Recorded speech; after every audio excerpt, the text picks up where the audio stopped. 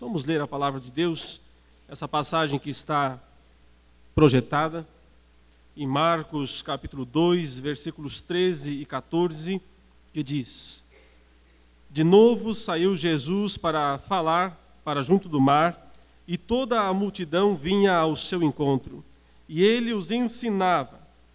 Quando ia passando, viu a Levi, filho de Alfeu, sentado na coletoria, e disse-lhe: Segue-me. Ele se levantou e o seguiu. Eu sempre me impressiono quando eu leio esta passagem, sempre, toda vez. Não sei se você percebe o mesmo que eu. A simplicidade. Tão poucas palavras para descrever algo tão grandioso. Tão poucas frases. Algumas sentenças aqui são uma frase, só uma palavra, para descrever algo grandioso. Jesus ia passando, viu a Levi, que era filho de Alfeu. Ele estava sentado lá na coletoria de impostos. Ele era um cobrador de impostos. E Jesus disse para ele: Segue-me. Apenas isso. Segue-me. E ele se levantou e o seguiu.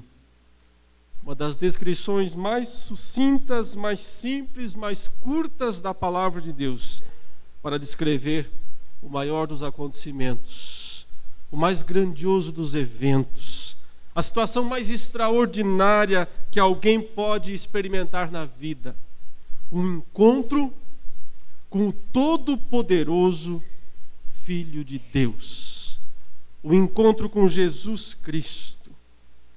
Com base nisso, meus queridos, eu quero falar nessa noite sobre a experiência mais extraordinária que uma pessoa pode ter na vida, que é ter um encontro verdadeiro com Jesus Cristo. Há 3 movimentos nessa cena, eles são bem simples, como você já pegou aí. Jesus vê Levi, também chamado de Mateus. Se eu trocar aqui Mateus ou Levi, é o mesmo. Levi é o nome hebraico, Mateus é o nome grego. Jesus viu esse homem, exatamente como ele era, na situação em que ele estava, o que ele estava fazendo. Jesus disse algo para ele. Essa é a segunda cena, a segunda ação aqui nessa cena. E a terceira é: esse homem reagiu, ele fez alguma coisa. Ele se levantou e o seguiu. Nesses 3 movimentos aqui, Jesus viu, Jesus falou, ele agiu. Mateus agiu. Está a essência do que é o encontro com Deus, do que é o verdadeiro encontro com Jesus Cristo, a conversão que redireciona totalmente a vida de uma pessoa. E o meu objetivo aqui com essa mensagem é bem simples, para que você possa avaliar a sua vida, para que você possa saber se você já teve esse encontro com Jesus Cristo, para que, se você já teve, você o glorifique por isso, mais e mais. Mas para que, se você não teve, e se talvez ao olhar para esse texto com um pouquinho mais de detalhe você chegar a essa conclusão, que você não teve, para que você possa entender que você pode ter esse encontro hoje, já, agora mesmo. Esse é meu propósito ao expor esses versículos. Deixa eu falar então sobre cada uma desses 3 movimentos que acontecem na passagem. Primeira expressão então: Jesus viu Levi, filho de Alfeu, sentado na coletoria. Mas observe que um pouquinho antes, o versículo 13 diz que ele estava com uma grande multidão. Saiu Jesus para junto do mar e toda a multidão vinha ao seu encontro. Uma grande multidão vindo ao seu encontro, e ele os ensinava. Foi num contexto assim, com uma grande multidão. Ele se deparou com uma grande multidão. E ao mesmo tempo o texto diz que ele estava passando. Todos estão em movimento. Jesus está andando, a multidão está vindo, ele ensinou a multidão, ele está andando, e então ele viu esse homem chamado Levi. O que nós temos aqui, meus irmãos? Nós temos aqui esse olhar de Deus especial, único, exclusivo, personalizado. É curioso que você tem uma multidão de um lado que aparentemente está interessada em Jesus, mas como foi dito aqui, inclusive nessa noite, muitas vezes interessado em outras coisas, interessado numa solução, numa cura, num problema para ser solucionado urgentemente. Possivelmente tivesse pessoas também com interesses de ter um sentido maior para a vida. E ali está um homem que aparentemente não está buscando isso, ele está sentado, está trabalhando, está fazendo o trabalho dele. É um trabalho muito honroso para aqueles dias. Um cobrador de impostos não era nada bem visto pela sociedade. Eles eram considerados assim, ladrões, porque eles desviavam dinheiro, eles cobravam impostos muito caros, eles ficavam com uma parte para si, aceitavam propinas, né? Tudo assim, bem diferente do que é hoje, né? Tudo bastante diferente. A gente até estranha ouvir falar dessas coisas, que eles desviavam dinheiro, né? Aceitavam propina, porque a gente hoje em dia quase não vê isso acontecer na televisão. Esse homem era um homem com problemas, com grandes problemas. Mas nada parece dizer que ele estava buscando a Jesus. Estava seguindo a vida dele, certamente tinha problemas. Mas então Jesus o viu, Jesus o enxergou, Jesus o visualizou. Isso é extraordinário. Ele tem uma multidão ali. Ele tem os outros discípulos rodeando. Mas ele tem tempo para parar, olhar para um homem apenas que está lá sentado no meio de um monte de gente que não está nem aí para ele. Ele tem tempo para parar, para olhar para esse homem. Isso é extraordinário.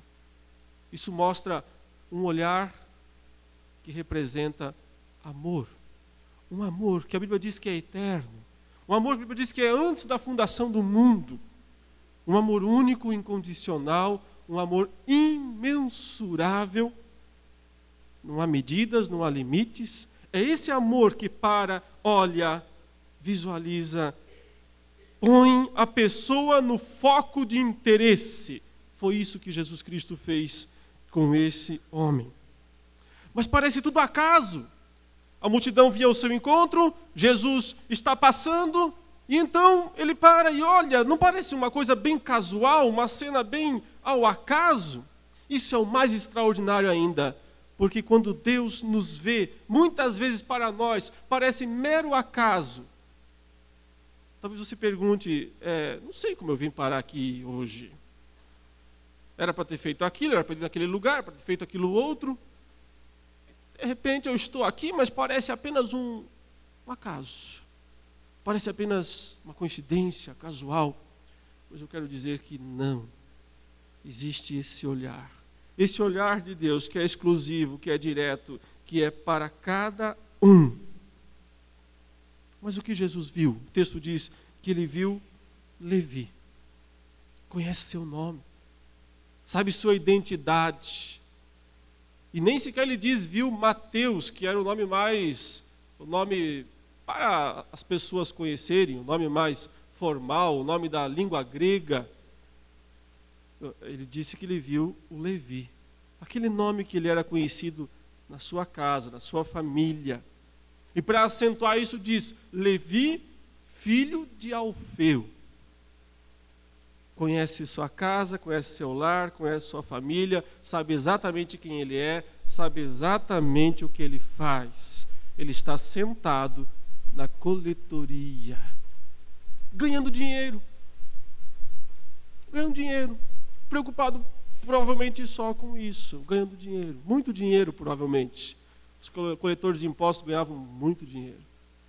Porque Roma, naqueles dias, o império, fazia vistas grossas para as extorsões que eram cometidas. Desde que a parte de Roma fosse passada, isso Roma exigia violentamente, mas se a parte de Roma fosse passada, Roma não se importava. Os cônsules, os procuradores, os soldados que administravam, eles não se importavam se os coletores, os cobradores, cobravam a mais e ficavam com o resto do dinheiro. Eles não estavam nem aí, desde que recebessem. Portanto, os cobradores ganhavam bastante dinheiro e esse homem estava lá ganhando dinheiro. Mas o que Jesus viu? Por que olhou para ele? O que viu nesse homem? Eu posso deduzir algumas coisas. Viu alguém cheio por fora, mas absolutamente vazio por dentro.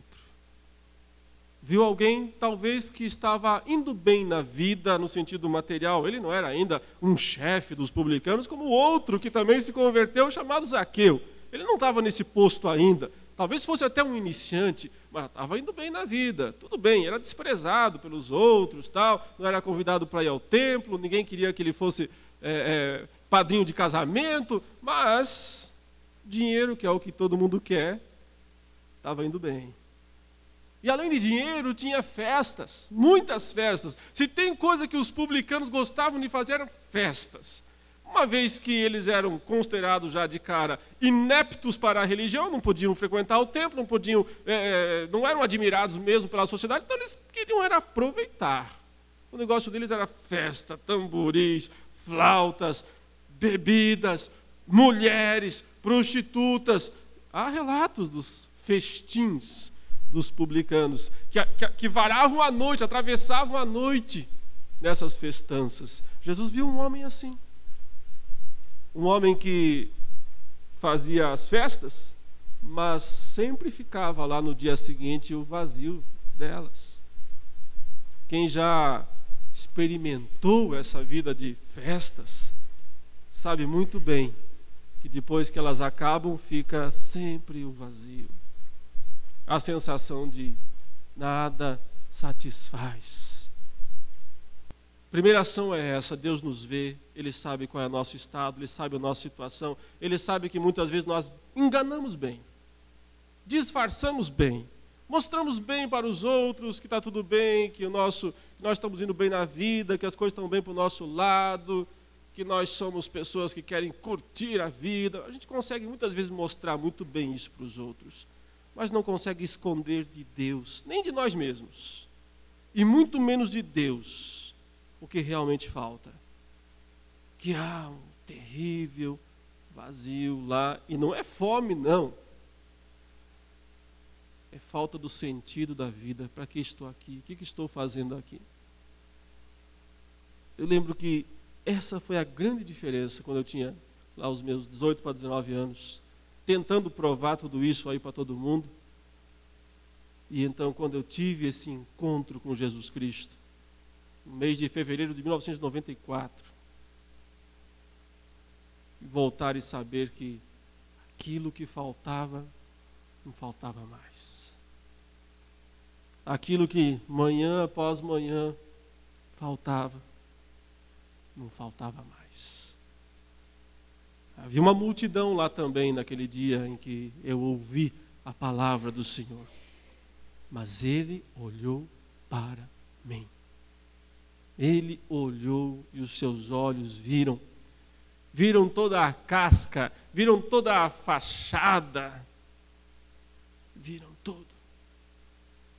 E perceberam exatamente quem eu era. E na sequência vem a palavra, vem a voz dele dizendo: segue-me. Lá estava o Levi sentado, não puxei assunto com ele, não falei nada com ele, eu estou aqui cobrando impostos, contando dinheiro, devolvendo um denário para cá, outro denário para lá. E Jesus para e diz: você, segue-me. Que coisa extraordinária isso. Só entende isso quem já ouviu. E vai entender quem ainda vai ouvir. Só entende o que é esse chamado, esse olhar de amor, que conhece o interior da pessoa, em algum momento fala com essa pessoa. Segue-me. Observe que esse chamado, essa ordem, é um imperativo: segue-me, venha comigo. Há 5 aspectos aqui que você deve considerar. Primeiro, note que ele não disse o seguinte: Levi, siga alguma coisa. Busque algum sentido para a vida. Vá atrás de alguma coisa, Levi. Vá buscar experiências. Vá tentar encontrar. Faça alguma coisa da sua vida. Ele não disse, siga qualquer coisa. Ele disse, segue-me. Segundo, entenda que ele está chamando para andar com ele. Venha comigo. Porque esse é o único relacionamento que realmente nós mais precisamos e é o que nos satisfaz.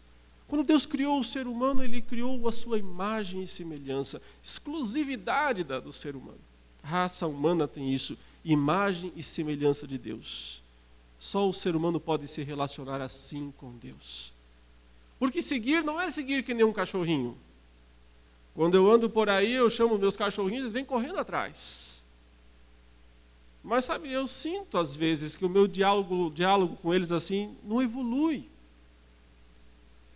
Meu diálogo com eles não melhora com o passar do tempo. Eles me seguem, mas eles não conversam comigo. Mas eu gosto muito deles mesmo assim. No entanto, quando Jesus diz, segue-me, ele diz, sim, primeiro é o seguinte, você tem que passar o volante para ele é que vai dirigir. Não é mais você que vai dirigir, ele que vai dirigir, entrega o volante. Mas enquanto ele dirige, dá para bater tanto papo. Dá para conversar tanto, dá para ter tanta coisa para compartilhar enquanto Ele dirige a nossa vida. E é isso que satisfaz o nosso coração, é isso que preenche a nossa alma, porque a gente foi criado para isso, e sem isso nós somos tristes, vazios, inseguros, cheios de deficiências. Depois a gente vai continuar com o mundo dessas coisas também. Mas com algo excepcional, que é o próprio Jesus. Terceiro, perceba que ele chama para segui-lo no caminho em que ele está seguindo. Ele diz, é o meu caminho, não é mais o seu. Segue-me quer dizer, é o meu caminho, é a minha jornada, é para onde eu vou. E aqui, para onde ele ia? Qual era o caminho de Jesus, meus queridos? Para onde Jesus se dirigia, meus irmãos? Vocês podem dizer? Para onde Jesus ia? Ele ia para a cruz. Ele ia para a cruz. O seu caminho era, antes de tudo, antes de qualquer coisa, um caminho em direção à cruz. Um caminho em direção à morte. Porque ele não podia dizer, Mateus, segue-me, sem antes ser o fiador de Mateus ou de Levi. Ser aquele que vai bancar a dívida. Não aquela da coletoria lá que talvez o Mateus estivesse desviando uma parte para si. Não só essa, mas bancar a dívida da vida de Mateus. E Jesus só podia fazer isso na cruz. Então ele diz, vamos comigo, mas vamos para a cruz.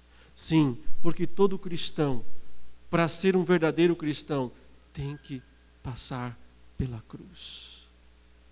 Porque não há solução para a nossa vida. Deus não pode, Ele não pode melhorar a nossa vida, porque não tem como melhorar o que está estragado, totalmente estragado. Eu vou melhorar aqui o leite coalhado, para ele virar leite. Só pode fazer aí um requeijão. Eu vou tentar melhorar, não tem como melhorar o ser humano. Só tem um jeito, desfazer e fazer de novo. Desfazer e fazer de novo. Morrer e renascer. Morrer e nascer de novo. Por isso, quando ele diz segue-me, é para a cruz, é para a morte, é para experimentar a morte do eu. E dói. Não só pela cacofonia, dói mesmo. Experimentar a morte para si mesmo. Ele paga o preço dos nossos pecados ao morrer na cruz. Isso ele faz sozinho. Ele não precisa da minha ajuda. Ele não precisa da minha forcinha. Ele faz totalmente sozinho. Ele paga toda a minha dívida morrendo na cruz pelos meus pecados. Mas eu tenho que passar por essa experiência porque eu tenho que morrer para mim mesmo. E isso é doloroso, sim. Por isso que o cristianismo é a coisa mais espetacular do mundo, mas dói. Morrer para o pecado dói. Ou então não haverá diferença nenhuma. Ou então será mera aparência. Ou então será uma imitação barata do mundo, das filosofias do mundo. É preciso morrer. Mas em quinto lugar, esse segue-me inclui a vitória sobre a morte, porque 3 dias depois haveria a ressurreição. Então também há um chamado para viver outra vez, ou talvez para viver pela primeira vez, porque se você não teve um encontro com Jesus ainda, essa vida que você tem é morte, a Bíblia diz. Ela não passa de morte, de um morrer diariamente. Viver pela primeira vez, levantar-se dos mortos, experimentar a vida verdadeira. Segue-me significa isso. Entregue o volante, caminhe ao lado dele para a cruz, e depois para a vida, e depois para a glória. Uma coisa é certa: nunca mais você será o mesmo. Mas até aqui só Jesus agiu. O que fez Levi até aqui? Ele ficou sentado. Ele não fez nada, até aqui ele não teve qualquer ação. Jesus o enxergou, Jesus entendeu quem ele era, Jesus falou com ele, Jesus o chamou. Até aqui ele não fez nada. Mas então sim. Note, ele não fez nada, mas Jesus está agindo. Ele está sentado, mas Jesus está em ação. Por ele, por amor dele. E quando alguém sente esse amor, quando alguém experimenta esse amor, quando alguém ouve esse chamado, ele não tem outra alternativa a não ser fazer o que Levi fez. Ele se levantou. Lucas diz, deixou tudo. Marcos não coloca essa parte. Lucas diz, ele se levantou, deixou tudo. É o único acréscimo de Lucas aqui. Ele diz, e ele o seguiu. É isso o que se espera de quem ouve a palavra de Deus. É verdade que muitos têm ouvido a palavra de Deus, mas não se levantam, mas não se decidem, mas não o seguem, porque também não ouviram de verdade. Ou ouviram alguma coisa, alguma imitação barata ou cara, às vezes tem que pagar mesmo, da palavra de Deus, ou então não ouviram a palavra de Deus. Quando alguém é chamado desse modo, só resta uma alternativa: levantar-se e seguir. Foi o que eu fiz lá em fevereiro de 94. Não me arrependo. Aliás, falar isso já é um absurdo. Porque foi a melhor coisa que eu podia fazer. E tenho certeza que foi a melhor coisa que você fez, se você já fez. Porque tem muitas pessoas hoje que seguem religião. Elas seguem a religião. Tem muita gente seguindo homens. Aquele líder, aquele grande expoente evangélico. Tem muita gente seguindo pessoas. Tem muita gente seguindo ideias, fórmulas, métodos, filosofias. Jesus não disse, siga o método, siga a fórmula, siga a filosofia, siga o figurão lá, siga essa religião, siga esse ritual. Siga. Ele disse, segue-me. Essa é a diferença. Segui-lo. Jesus quer discípulos, quer pessoas com ele, seguindo. Deixa eu fazer aqui 3 perguntas para você nessa noite, para encerrar. Você já se sentiu visto por Jesus assim? Ele te enxergou, ele te viu e foi especial, entendeu tudo, sabe tudo, nada a esconder dele. Ele já te viu desta maneira como ele viu Levi? Segunda pergunta, você já ouviu a voz dele dizendo, segue-me? Já se sentiu desafiado? Já se sentiu impactado por essa palavra, dizendo, você tem que tomar uma decisão na sua vida? Já demorou, já passou da hora. Você já ouviu isso, essa palavra? Já ouviu o chamado? E a terceira pergunta é, já se levantou, deixou tudo e se pôs a segui-lo? Quer saber? Você pode fazer isso hoje ainda. Tem algumas pessoas aqui que podem ajudar você a fazer isso. Eu quero chamar aqui à frente o Nelson e o Mateus. Venha, Mateus, você também. Nós três somos aqui dessa igreja. Eu sou pastor, um dos pastores. O Nelson é um dos nossos evangelistas da igreja. O Mateus é um presbítero. Qualquer um de nós aqui, ao final do culto, nós ainda vamos continuar o culto. Ao final dessa programação, você pode procurar qualquer um de nós e dizer: eu quero seguir a Jesus. E nós vamos ajudar você, então, a saber o que fazer. Note, querer seguir a Jesus não é ter que seguir essa ou aquela igreja. Jesus não disse siga aquela igreja. Ele disse segue-me. A igreja é importantíssima, importantíssima. Mas nós não seguimos igreja. Nós seguimos a Jesus. Então eu queria que você olhasse bem aqui para nós e no final dessa programação você nos procurasse, porque nós pudéssemos orar com você particularmente, individualmente, e ajudar você a entender o que é seguir a Jesus. Curva sua cabeça, feche seus olhos. Senhor, nosso Deus, nosso Pai, nós queremos nessa hora te louvar, te bendizer, por esse chamado maravilhoso, ó Deus, por esse encontro mais extraordinário de todos, que é o encontro com Jesus Cristo. Obrigado porque o Senhor já concedeu isso a muitos aqui.